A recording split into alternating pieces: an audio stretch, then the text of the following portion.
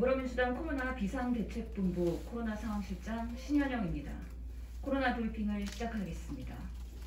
오늘 코로나 신규 확진자 22,907명입니다. 예상대로 빠른 확산세를 보이고 있습니다. 이 추세라면 1일 신규 확진자가 10만에서 15만 명에 도달할 가능성도 있기에 이에 대한 준비도 필요합니다. 2월 한 달 코로나와 공존할 수 있는 사회로 가기 위해 우리는 또 한 번의 위기를 맞고 있습니다. 그동안 준비해온 감염병 대응 시스템이 내구성과 지구력을 테스트받게 되는 중요한 시기입니다.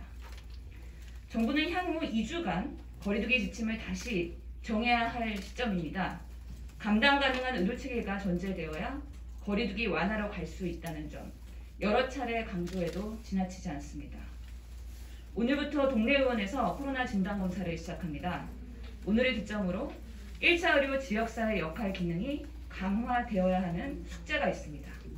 또한 지난 2주간 코로나 입원 치료 현황을 보면 확진자 폭증에도 불구하고 중증 환자로 치료를 받고 있는 환자 수는 23%가 오히려 감소한 반면 준중증 그리고 중등증 입원 치료 환자는 지속적으로 증가하였습니다. 의료 병상 체계 수급에 있어서 중환자뿐만 아니라 준중증, 중등증 환자 중심으로도 충분한 준비가 필요함을 의미합니다. 이를 위해 정부에서는 치료 병상의 탄력적인 확보 노력, 재택치료 제공 확대와 내실화 등을 위해 선 의료체계 정비, 그리고 후 거리두기 완화에 대한 검토가 이루어져야 할 것입니다. 한편 긍정적인 사인도 있습니다. 국내 오미크론 변이는 중증화율은 0.42%로 델타 변이의 3분의 1로 감소하고 치명률은 0.15%로 역시 델타 변이의 3분의 1 수준으로 떨어집니다. 특히 확진자 95%가 생활치료센터와 재택치료에 배정되는 경증 환자입니다. 오미크론에 감염되더라도 대다수의 확진자분들이 큰 어려움 없이 치료를 마치고 있다는 것입니다.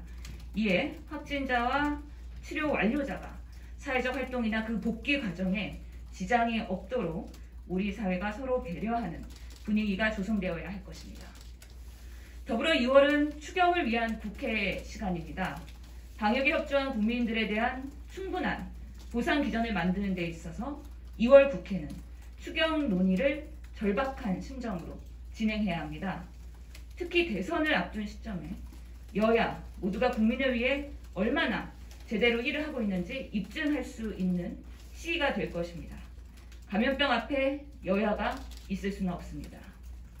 방역 대책과 거리두기 제한으로 인해 온 국민들이 어려움을 겪고 있는 상황에서 오미크론에 대한 좀 더 확실한 근거 수립, 그리고 1일 신규 확진자가 15만 명이 발생하더라도 감당 가능한 기존 의료체계의 정비, 방역에 협조한 국민들에 대한 합리적인 보상 시스템과 예산이 준비된다면 코로나와의 공존을 준비하는 거리두기 완화 검토도 늦지 않게 진행될 것으로 기대합니다.